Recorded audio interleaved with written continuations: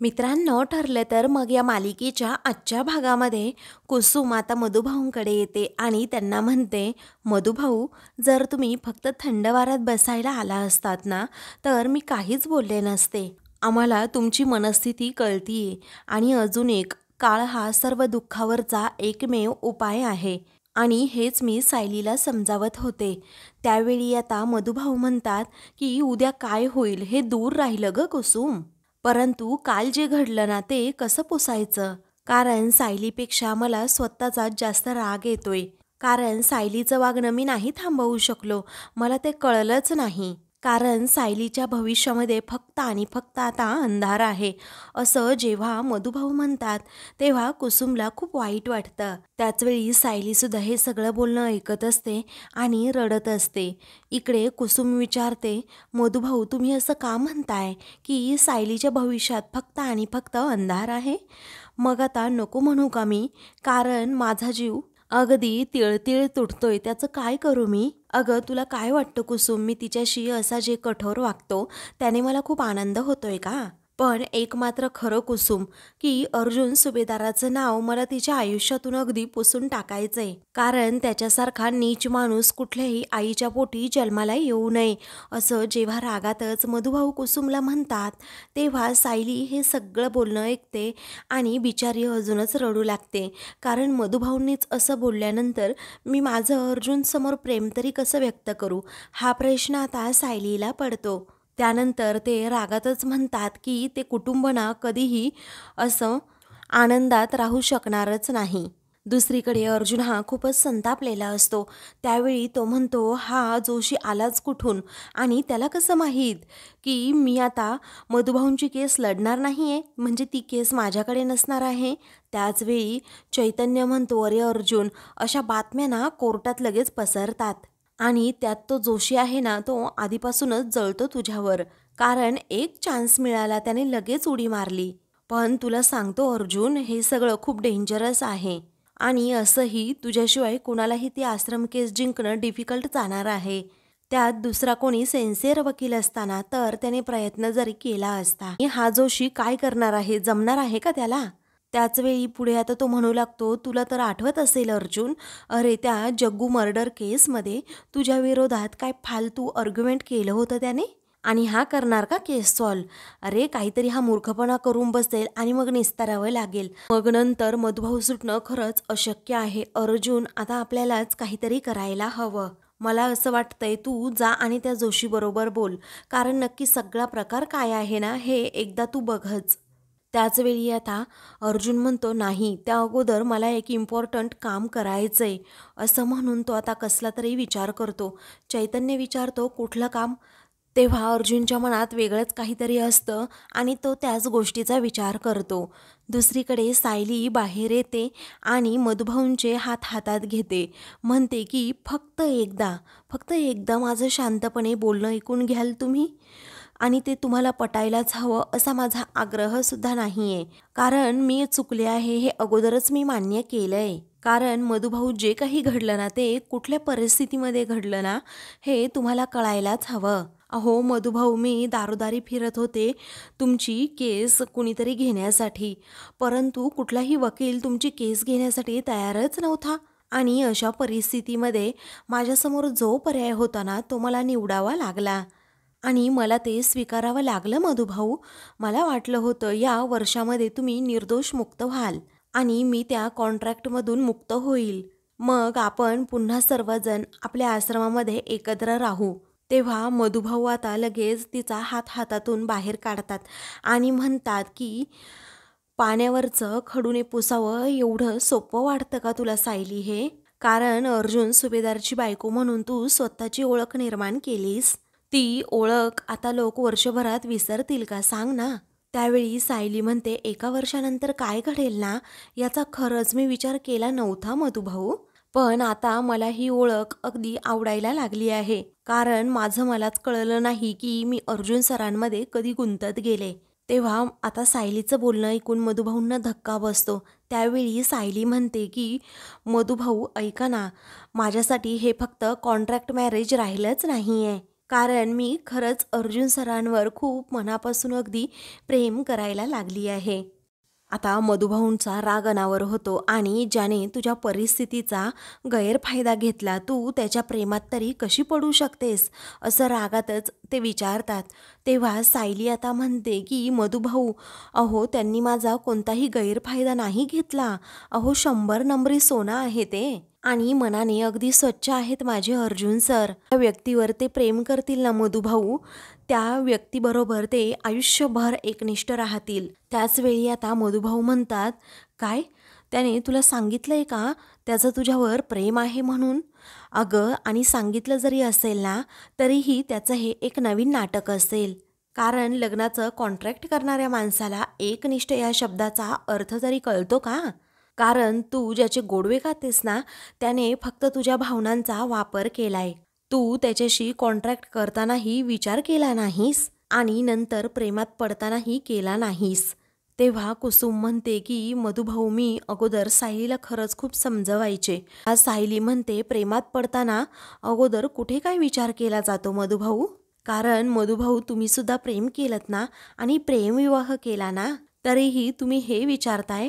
त्यावेळी मधुभाऊ म्हणतात, आमच्या नात्यामध्ये ना प्रेमाचा आदर होता. कारण तुझा हा खोटा नवरा तुझ्या प्रेमाचा आदर करत असताना तर तुझ्यावर ही जी वेळ आली आहे ना, ती कधीच आली नसती. तू माझ्यासमोर असे डोळे कधीच गाळले नसते. आता मला हेच बघवत नाही की त्याच्यासारख्या माणसासाठी माझी मुलगी अशी रडत बसलीये आणि यापुढेही मला हे अजिबात बघायला लावू नकोस सायली. त्यावेळी सायली आता आपले अश्रू पुसते आणि म्हणते, ठीक आहे मधुभाऊ, मी तुमचा कोणताही शब्द असा खाली पडू कधीच दिलेला नाहीये. कारण यापुढे मी तुमच्यासमोर तरी कधीही अश्रू असे गाळणार नाही, असं म्हणून ती बिचारी आता तेथून जाते. तेव्हा कुसुमला खूप वाईट वाटतं. तर मधुभाऊ आता स्वतःच्याच रागात असतात. त्यानंतर आता मधुभाऊ हे शांतपणे तेथेच उभे राहतात. दुसऱ्या दिवशी आता सर्वजण डायनिंग टेबलजवळ आलेले असतात. सर्वांना नाश्ता करायचा असतो.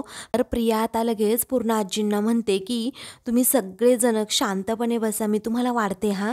तुम्हाला भूक लागली असेल ना? तेव्हा पूर्ण आजी, कल्पना कौतुकाने प्रियाकडे पाहू लागतात. विमल म्हणते मी वाढते, पण प्रिया म्हणते नको, मीच वाढते सर्वांना. तेवढ्यातच चैतन्य आणि अर्जुन तेथे येतात. त्याचवेळी आता प्रिया हातातलं काम सोडते आणि अर्जुनला म्हणते की अर्जुन थांबा, मी आलेच, असं म्हणून ती त्याच्यासाठी लगेच कॉफी घेऊन येते आणि म्हणते, अर्जुन ही तुझ्यासाठी स्ट्रॉंग कॉफी आणली आहे. तेव्हा अर्जुनला आता खूपच राग येतो आणि तो म्हणतो, विमल, मी तुला सांगितलं होतं ना की मी कॉफी सोडली आहे म्हणून. त्यावेळी आता सर्वजण त्याच्याकडे पाहू लागतात. मग प्रिया म्हणते की अर्जुन, अरे त्या खोटारड्या मुलीच्या हातची ना तू कॉफीच पिऊ नको. अरे पण ही मी केली आहे, तू पिऊ शकतोस ना ही कॉफी घे बरं, असं म्हणून ती त्याला फोर्स करते. अर्जुन तिच्याकडे डुंकून सुद्धा पाहत नसतो. त्यानंतर प्रिया म्हणते, बघ ना अर्जुन, तुझे डोळे किती लाल झालेत. अरे तुझी झोपसुद्धा झाली नसेल ना? त्यानंतर ती त्याच्या अगदी जवळ जाते आणि म्हणते, अर्जुन, अरे मी आता आली आहे ना, मग तुझ्यावर जे काही टेन्शन असेल ना, तर ते तू माझ्याबरोबर अगदी मनमोकळेपणाने शेअर करू शकतोस, अगदी हक्काने. कारण शेवटी बालमैत्रीण ती बालमैत्रीण ना, हो की नाही मामी? असं म्हणून आता ती कल्पनाला विचारते. तेव्हा कल्पना हसतच खरं आहे असं म्हणते. तेव्हा मनातच आता अर्जुन विचार करत असतो की या मूर्ख मुलीला मी अजिबात टॉलरेट केलं नसतं. फक्त इथे मम्मा आणि पूर्ण आजी आहे ना म्हणून टॉलरेट करतोय. त्याचवेळी प्रिया आता डायरेक्ट कॉफीचा मग त्याच्या तोंडाजवळच घेऊन जाते आणि त्याला खूपच फोर्स करू लागते. परंतु तो काही ऐकत नाही. चैतन्य म्हणतो, अगं नको आहे ना त्याला, ठेव तिथे, मग त्याला घ्यायची असेल तर तो कॉफी घेईल, नाही तर नाही घेणार. मग पूर्ण आजी म्हणतात, त्याच्या मनावर सोडलं ना तर तो उपाशी सुद्धा राहील. त्याचवेळी कल्पना म्हणते, इतकं सगळं होऊन सुद्धा त्याची विचारपूस करणारं कोणीतरी आहे. त्याचवेळी आता प्रिया ही त्याच संधीचा फायदा घेते आणि म्हणते, हे बघ अर्जुन, सर्वांना असंच वाटतंय की तू कॉफी प्यावीस. अरे घे ना थोडीशी कॉफी प्लीज अर्जुन. पण अर्जुन खूप रागात आता प्रियाकडे पाहत असतं. तेव्हा ती आता सारखी सारखी फोर्स करू लागते आणि प्लीज घे ना असं म्हणून डायरेक्ट त्याला कॉफीच पाजू लागते. त्यावेळी अर्जुनला आता खूपच राग येतो. तो स्टॉप दिस असं खूप जोरात ओरडतो आणि तो कॉफीचा मगच तो आता बाजूला फेकतो. त्यामुळे ती कॉफी सांडते आणि तो कपही फुटतो. तेव्हा आता सर्वांना हे दृश्य पाहून खूपच मोठा धक्का बसतो. कल्पना, पूर्ण आजी हे सर्वजण रागातच आता अर्जुनकडे पाहू लागतात. त्यानंतर अर्जुन आता लगेच रागातच तिच्याकडे पाहू लागतो. तर घरातील सर्वजण अर्जुनवर खूपच चिडतात. तेव्हा अर्जुन हा काय प्रकार आहे असं पूर्णाजी विचारतात. तेव्हा अर्जुन काही न बोलता आपली बॅग घेतो, प्रियाकडे खूपच रागात पाहतो आणि तेथून जातो. मग आता प्रियाचा घोर अपमान झालेला असतो आणि साळसूतपणाचा आव्हान आता ती विचारते, माझं काही चुकलं का पूर्णाजी? कारण अर्जुन कॉफीच घेत नाहीये. त्याने जर असं केलं तर घरातील वातावरण कसं बदलणार? मग पूर्ण आजी म्हणतात, जाऊ देत, त्याचा एवढा विचार करू नकोस, पण खोट्याला साथ द्यायची आणि खऱ्याला असं लाथाडायचं हे त्याचं आता कामच झालंय. कारण हे अजून किती दिवस चालणार आहे ना काय माहीत. असं म्हणून पूर्ण आजीसुद्धा वैतागतात. तर कल्पनाला देखील राग आलेला असतो. त्याचबरोबर अर्जुनचा प्रियाला देखील राग येतो, कारण त्याने प्रत्यक्ष तिला झिडकारलेलं असतं. दुसरीकडे सायलीचं लक्ष कशातच लागत नसतं. ती सारखी आपली हॉलमधून किचनमध्ये एरझऱ्या घालत असते, कोणत्याही वस्तू कुठे ठेवत असते. तर मधुभाऊ आणि त्याचबरोबर कुसुम हे दोघेही तिच्याकडे पाहतच राहतात, कारण सायलीचं कशातच अगदी लक्ष लागत नसतं. त्यानंतर ती किचनमध्ये जाते आणि गॅसवर कुकर ठेवते, त्याचबरोबर आपलं काहीतरी करू लागते. मग आता कुसुम म्हणते, सायली अगं तुला बरं वाटतंय का? मला असं वाटतंय तुझं कशातच लक्ष नाही आहे. तू काही पण वस्तू कुठेही ठेवतीये. काय चाललंय काय तुझं? तू जरा शांत बसतेस का बाळा? असं म्हणून ती सायलीची खूपच काळजी करत असते. ती मधुभाऊंना सुद्धा सायलीची काळजी असते, पण आता ते तशी काळजी चेहऱ्यावर दाखवत नाहीत. मग त्यानंतर सायली आता तिथे हॉलमध्ये उभी असते. तेवढ्यातच अर्जुन आता तेथे येतो आणि मधुभाऊ असं म्हणून तो समोर असलेल्या सायलीकडे पाहतच राहतो. दोघेही एकमेकांकडे आता पाहत राहतात.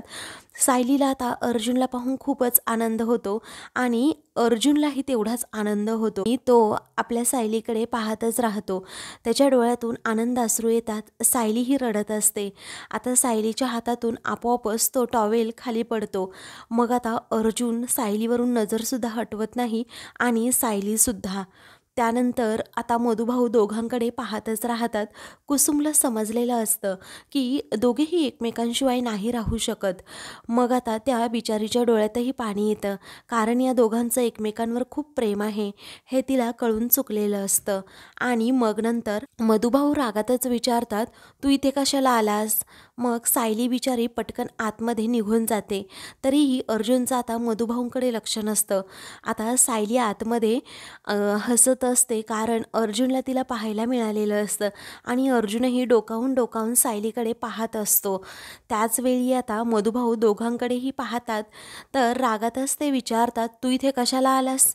मग आता अर्जुन आपली अगोदर अश्रू पुसतो आणि म्हणतो, मधुभाऊ तुम्ही ही केस का त्या जोशी वकिलांकडे दिली? तुमचा हा निर्णय चुकतोय मधुभाऊ.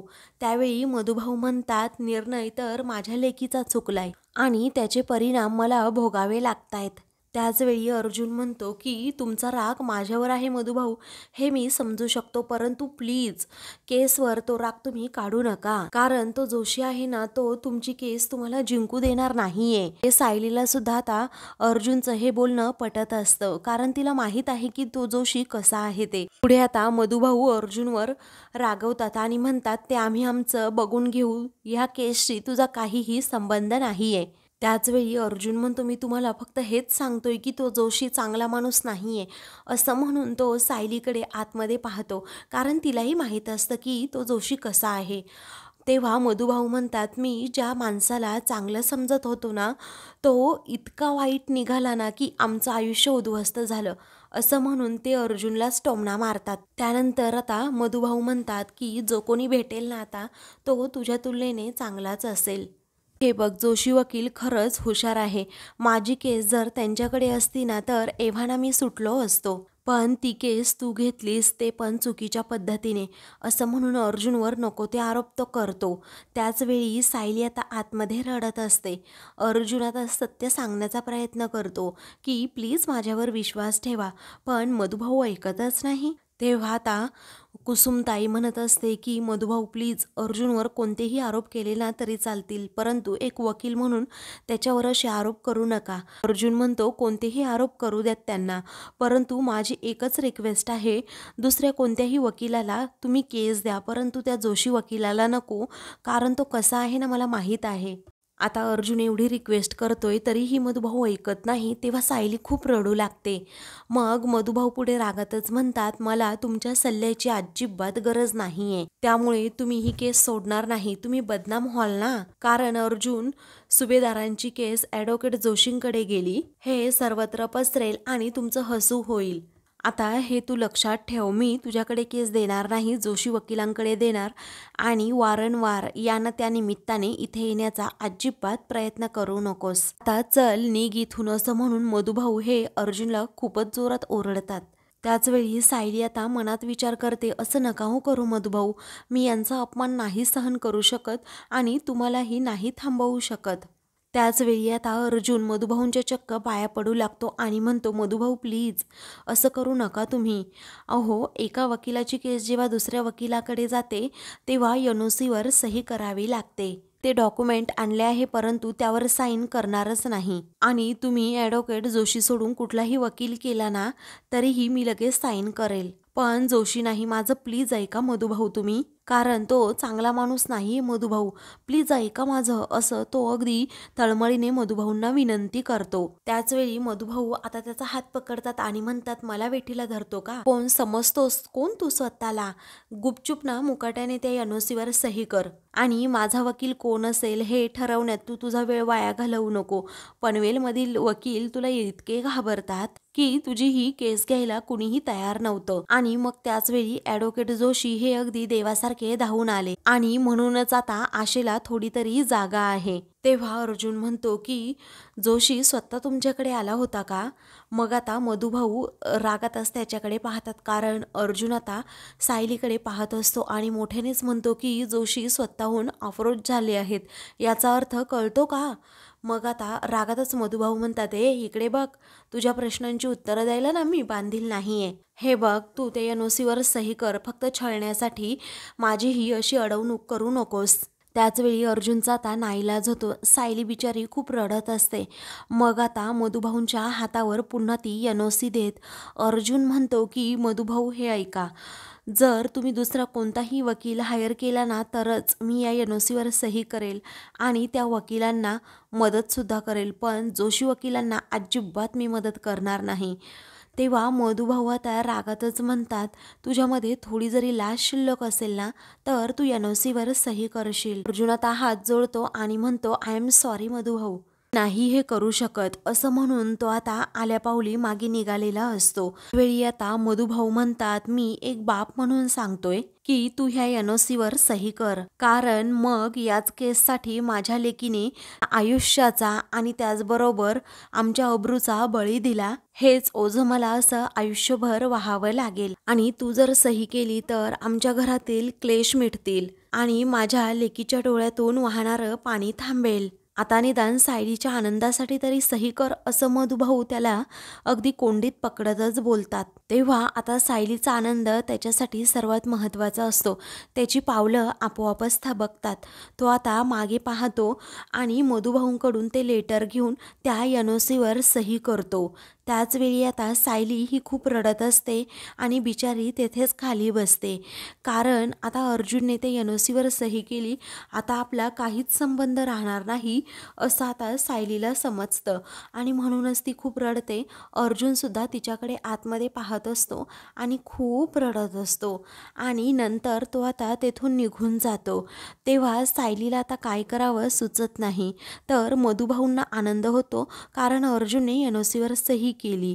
तर आता अर्जुन रडतच बिचारा तेथून जेव्हा जातो तेव्हा त्यालाही आता वाईट वाटतं आणि मग नंतर मधुभाऊ व कुसुम हे दोघेही आता सायलीकडे पाहतच राहतात. पण आता त्या दोघांनाही माहीत असतं की सायलीचं अर्जुनवर खूप प्रेम आहे आणि ती त्याच्याशिवाय राहू शकत नाही, परंतु अर्जुनच्या विचारातून मधुभाऊंना काहीही झालं तरी सायलीला बाहेर काढायचंच असतं. तर आता मित्रांनो, पुढील भागामध्ये सायली कुसुमताईला सांगते, मला माहीत माहीत आहे त्यांचं माझ्यावर प्रेम असणार आहे.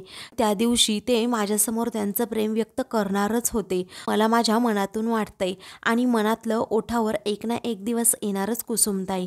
तेव्हा कुसुमला आनंद होतो तर मधुभाऊ रागातच तिच्याकडे पाहतात. दुसरीकडे आता जोशी वकील हे अर्जुनला म्हणतात की कॉन्ट्रॅक्ट मॅरेजचा चांगलाच उपयोग करून घेतलास तू. त्या बाईने किती चार्ज घेतले, वर्षभराचे लमसम घेतले की पर नाईटचे चार्जेस घेतले, असं जोशी वकील हसतच विचारतो. तेव्हा अर्जुनला आता खूपच राग येतो आणि मग तो जोशी वकिलाला चांगला बदडून काढतो. तेवढ्यातच मधुभाऊ तेथे येतात आणि जोशी वकिलाकडे पाहतात आणि त्यांना अर्जुनचा राग येतो. अशाच मालिकेंची पुढील भाग पाहण्यासाठी चॅनलला सबस्क्राईब करा.